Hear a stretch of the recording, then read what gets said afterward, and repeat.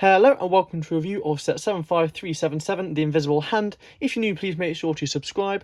This set was released March 1st, 2024 and contains 557 pieces and retails for £47, €52.52, I believe, which is a pretty interesting price point for this set. On the front of the box, you have the render of the set along with the 25 years of LEGO Star Wars logo, along with the Star Wars logo and LEGO logo and the name of the set, along with this beautiful box art along the bottom. On the back of the box, this is something which is uniform throughout the three sets. You have the render of the set, the size of the set, which is 30 centimeters long, 17 centimeters high, and a picture of the set from the film. On this side of the box, you have the invisible hand from a front-on angle, which is a pretty good angle, along with the LEGO and Star Wars logo and the Starships collection, which is this now called, rather than MIDI scale. That is something they have done for all three sets, which is really good to see, as if you line them up, you do get a nice little display piece. However, the boxes are all slightly different, which is slightly annoying nonetheless. On the other side, you just have some information in all the different languages. That is pretty much the same for the bottom of the box as well. And on the top of the box, you have a 1:1 scale of a piece from the set, along with the name of the set, LEGO logo, and the Star Wars logo. So in order to get into this set, it is unfortunately going to be thumb tabs, which is really disappointing. I've mentioned this in the previous reviews.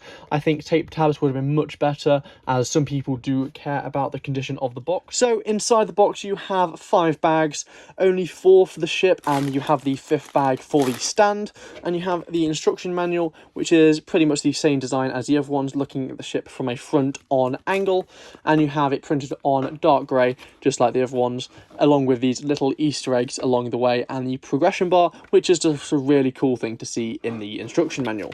You do also get a very small sticker sheet with 4 on. Like I've said before, with the Tantive 4, I think it would be better if these were printed pieces, like in the Falcon, but it's obviously the best LEGO can do. But if it's the same piece, I think printed would be a lot better there. So I'm going to get this set built up, and I'll catch you in a second. Okay, so the set is now all built up, so let's have a look at it. We're going to start off at the back of the ship. Starting off at the top, you've got where Palpatine is held at the start of Episode 3, where Anakin and Obi-Wan go to save him.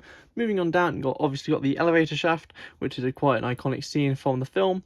At the back, you've got the 3 engines. The way they did this is quite good. There is a slight bit of mobility on them. That's a flimsy bit which falls off the bottom as well. Because of the way they did it, there is the slight angle, which is alright, but they do just stay in place, which is good. And they've used nice part usage with the ice skate here, how they have used it elsewhere, and it's not as good. Moving on to the loading area where you store the aircraft, or not aircraft, the ships, you can see there is 2 dots, so you should be able to see a yellow and a red one. Just in there, they are Anakin and Obi-Wan starfighters, and then to the left over here, I'm not sure how well it shows up on camera, might be able to get a better view in a second, you've got the MTT, which is a really nice little addition to see there. You might be able to see them slightly better from this angle. See those 2 studs on the left and the MTT on the right. It's a bit hard to see, but it's a really good little Easter egg just knowing that there. Very similar to the other MIDI scale sets, they've got the little stud built figures. Moving on to the front, it's a pretty sleek design, which is really nice to see. The technique they use to get the bridge is what some people would consider a illegal technique. It's just this 1x1 piece just in the clip, which is really interesting that LEGO actually used it as a technique themselves. However, it does allow you to get the point across really well. One issue I do have with the piece they used there, you can see, I'm not sure how well it shows up on camera, but you can see the darker piece below. So it's this orange bit which you can just see just around the corners, because they've used this rounded black bit, which is a good piece. However, it's just slightly annoying you can see that piece through. The way they've used the stickers on these 2 pieces, which are mirrored on either side, is really quite good. I wish this was a printed piece. I understand that one being a sticker piece, but I wish this was printed, as it could have been probably used further in other sets in the future. The colours look great. The way they continue the cylinder all the way around is really good, along with the use of the 1x1 transparent yellow pieces.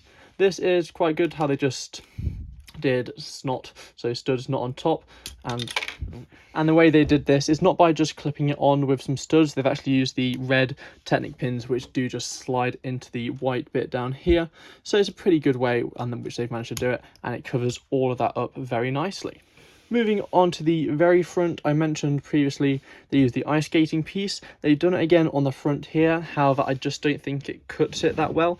They've obviously tried to bring it to a point. The rest of the technique they used is amazing for this, however just the ice skating piece doesn't really do it as good justice as it could have been, as it looks like it's just been like blunted with a it's just been blunted as it's crashed into something. Moving on to the display stand, it's very similar to the previous two. It's got the grey grate pieces along with the 4x4 printed tile. The connection to this is slightly different to the other ones, whereas on the Falcon it was just 2x4 of studs, and the Tantive 4 it was actually Technic pins. This is a 4x4 across, and it connects quite well on there, not too much pressure needed, and it can be posed in different positions as well. You do also get the standard 25 years of Lego Star Wars brick. This is included in all the three sets. I've said before, there's no way to display it with a stand, so it does just kind of get lost. You can clip it on there, but it doesn't look very good. One of the cooler parts of this set is it does actually split in two if you snap it down the middle. As you can see, you got these these Lego bits which connect quite well onto these poles. The way they did it is really quite clever. It reminds me of how the Titanic joins to a degree, which is really good to see them miniaturize it. The only issue with this, there's no way to display it in two halves. If they gave you the alternate option to display it in half like that, that would have just made it that extra bit different. However, I reckon some people will come along and make a design for that in the future. So overall, the build was pretty simple. You had one bag for the stand, 2 bags for the back, 2 bags for the front, so nothing overly complicated there. I reckon this is probably the best value for money set, as this is £47, and it's pretty much the same size as the Tantive 4. If I just bring up the Tantive 4 here, it looks pretty similar. Length on the Tantive is slightly bigger and you got a bit more there. However, I think the Tantive 4 is slightly overpriced, and I think this is the best value for money compared to the other ones. However, my favourite is still the Falcon, as it's just got that bit of nostalgia. This is something I wish I hope they continue, so you get a mini Venator, Star Destroyer and just other ships as well. That'll be something really cool and in the future. So that's going to be it for this review. If you're new, please make sure to subscribe, and I'll see you next time. Bye.